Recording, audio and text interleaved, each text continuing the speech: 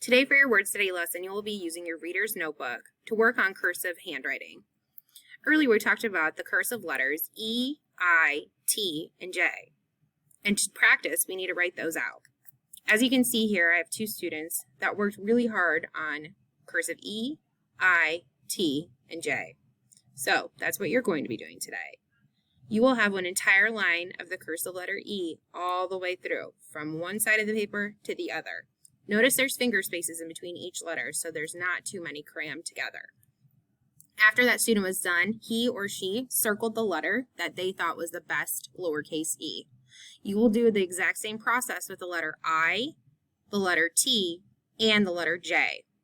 Once you get done with writing all four of the letters and having an entire line of each one, you will then work on writing the letters together. These letters put together are not real words, it's just for practice. So, the next line that you will have, you can do this on the same page or start a fresh page in your reader's notebook. You need to have the cursive letters E, I, T, J. Take a space. Then again, E, I, T, J.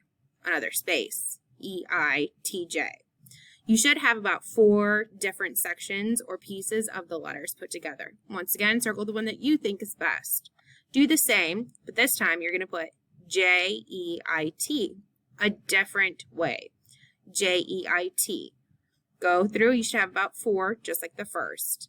The third will have T-I-E-J, and then the very last line has I-E-J-T. The entire point of cursive handwriting is to not rush and take your time. If you rush, it will be messy and you'll have to redo it again. When you are complete, please show your teacher to make sure that she or he approves of your handwriting.